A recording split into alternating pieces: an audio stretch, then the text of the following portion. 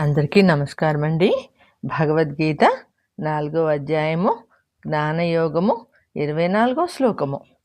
బ్రహ్మార్పణం బ్రహ్మహవి బ్రహ్మగ్నౌ బ్రాహ్మణాహుతం బ్రహ్మైవ తేన గంతవ్యం బ్రహ్మకర్మ సమాధినా.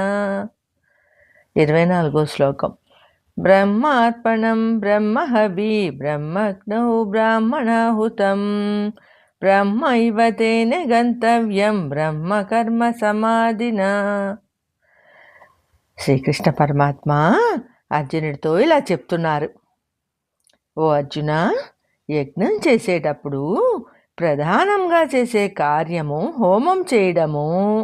హోమం చేసేటప్పుడు హోమం చేయడానికి ఉపయోగించే సాధనములు, హోమం చేసే ద్రవ్యములు, హోమంలో ప్రజ్వరిల్లే అగ్ని, హోమం చేసే యజమాని, హోమం చేయించే ఋత్విక్కులు, ఇవి అన్నీ కూడా బ్రహ్మస్వరూపాలే.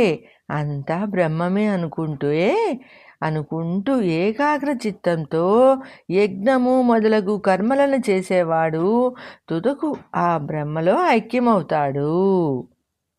ప్రస్తుత కాలంలో యజ్ఞములు అరుదుగా జరుగుతున్నాయి కాబట్టి మనం చేసే ప్రతి కర్మ ఒక యజ్ఞంగా భావించాలి.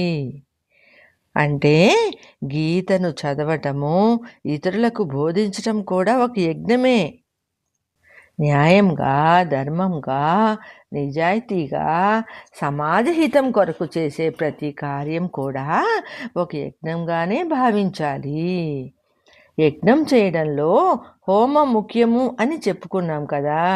ఆ హోమంలో యజ్ఞం చేసేవాడు అంటే యజమాని హోమకుండములో ప్రజ్వరిల్లే అగ్ని, అందులో వేసే హవిస్సులు అంటే నెయ్యి మొదలగు హోమద్రవ్యములు, ఇవి అన్నీ బ్రహ్మస్వరూపాలే అని అంటున్నారు పరమాత్మ. అలాగే మనం చేసే ప్రతి పనిలో కూడా పని చేసేవాడు చేసే పని, ఆ పనికి ఉపయోగించే వస్తువులు, ఆ పని చేసేందువలన వచ్చే ఫలము ఉంటాయి. అవి అన్నీ కూడా బ్రహ్మస్వరూపాలే. కాబట్టి ఈ ప్రపంచంలో మనకు కనపడే ప్రతి వస్తువు బ్రహ్మస్వరూపమే అని తెలుసుకోవాలి. అంటే ఈ ప్రపంచం మొత్తం బ్రహ్మస్వరూపమే. బ్రహ్మ కానిది అంటూ ఏదీ లేదు. అందుకే విష్ణువుని సర్వవ్యాపి అన్నారు. అందుగలడు ఇందు లేడని సందేహం వలదు, చక్రి సర్వోపగతుండు, ఎందెందు వెదికి చూచినా అందందే కలడు అని పోతన గారు అన్నారు. మరొక పద్యంలో సర్వము తాను అయిన వాడు ఎవ్వడు అని కూడా అన్నారు. కాబట్టి ఈ చరాచర సృష్టిలో ప్రతి దానిలో కూడా పరమాత్మను చూడగలిగిన వాడు ధన్యుడు. ప్రతి వస్తువులో బ్రహ్మను చూడగలిగినప్పుడు మనసంతా బ్రహ్మభావనతో నిండిపోతుంది.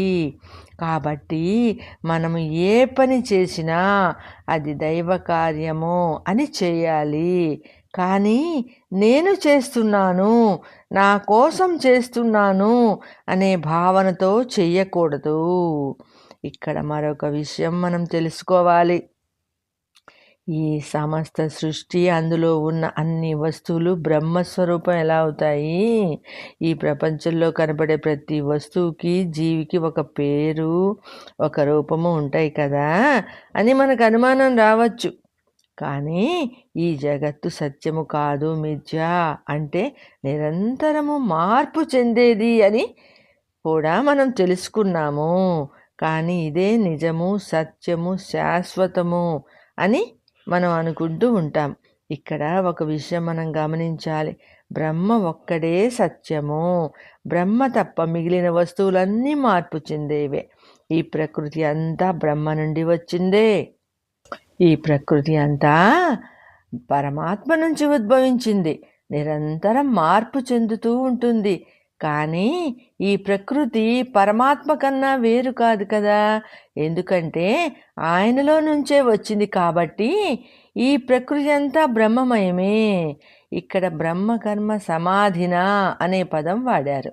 అంటే బ్రహ్మను ఉద్దేశించి బ్రహ్మ కొరకు చేసే యజ్ఞము సమాధిన అంటే ఏకాగ్రతతో, శ్రద్ధతో, భక్తితో చేయాలి.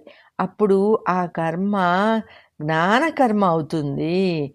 కాబట్టి చేసే ప్రతి పని బ్రహ్మస్వరూపముగా ఏకాగ్ర భావముతో, దైవీభావముతో చేస్తే ఆ పని ఒక యజ్ఞంగా మారిపోతుంది. ఈ ప్రకారంగా కర్మలు చేస్తే ఏమి ఫలితము అంటే ఆ పనికి వచ్చే ఫలితము కూడా బ్రహ్మస్వరూపమే అవుతుంది. అంటే బ్రహ్మ సాయుధ్యము కలుగుతుంది. కాబట్టి మనం ఏ కర్మ చేసినా దానిని ఒక యజ్ఞముగా చేయాలి. అంటే శ్రద్ధగా, భక్తితో చేయాలి. భగవంతుని పరముగా చేయాలి. భగవంతుని సేవిస్తున్నట్టు చేయాలి. ఆ పనిని బ్రహ్మస్వరూపముగా చేయాలి. అప్పుడు ఆ పని సత్ఫలితాలను ఇస్తుంది. మనము ప్రతి పని చేసే ముందు ఈ శ్లోకాన్ని గుర్తు చేసుకుంటే చాలు. చెడ్డ పనులు చేయము, నిష్కామముగా శ్రద్ధతో చేస్తాము. మనము ప్రతిరోజు ఒక యజ్ఞం చేస్తున్నాము. అదే భోజనము చేయడము. కడుపు ఒక హోమగుండము. అందులో ఉన్న జఠరాగ్నిలో వివిధ రకములైన ఆహార పదార్థములను సమిధలుగా వేస్తున్నాము. హోమం చేసేటప్పుడు అగ్నిలో హవిస్సులు వేసేటప్పుడు స్వాహా మంత్రంతో వేస్తాము. అలాగే అన్నం తినే ముందు ఓం ప్రాణాయ స్వాహ, ఓం అపానాయ స్వాహ, ఓం వ్యానాయ స్వాహ, ఓం ఉదానాయ స్వాహ, ఓం సమానాయ స్వాహ అని అన్నం కొంచెం కొంచెంగా తింటాము. మధ్య పానీయం సమర్పయామి అంటూ నీరు తాగుతాము. పరమాత్మకు నివేదన చేసేటప్పుడు కూడా ఇవే మంత్రాలు చదువుతాము. అంటే మనం ఆహారం తీసుకోవడం కూడా ఒక యజ్ఞమే. మనం తినే అన్నము, ఆహార పదార్థాలు, తాగే నీరు అంతా బ్రహ్మమయము. అందుకే అన్నం పరబ్రహ్మ స్వరూపము. అన్నం పారేయకండి అని పెద్దలు చెబుతుంటారు. తరువాతి శ్లోకాలలో వివిధములైన యజ్ఞముల గురించి వివరించారు పరమాత్మ. మనం ఏ కర్మ చేసినా నేను చేస్తున్నాను, నా కొరకు చేస్తున్నాను అని చేస్తే అది కర్మ అవుతుంది. అదే కర్మ పరమాత్మ కోసము, పరమాత్మ పరముగా సమాజహితము కోరి చేస్తే అది యజ్ఞం అవుతుంది. ఆ యజ్ఞాలు ఎన్ని విధములు అని పరమాత్మ వివరిస్తున్నారు. నెక్స్ట్ 25వ శ్లోకంతో కలుసుకుందామండి. సర్వేజన సుఖినో భవంతు. జై శ్రీమన్నారాయణ అండి.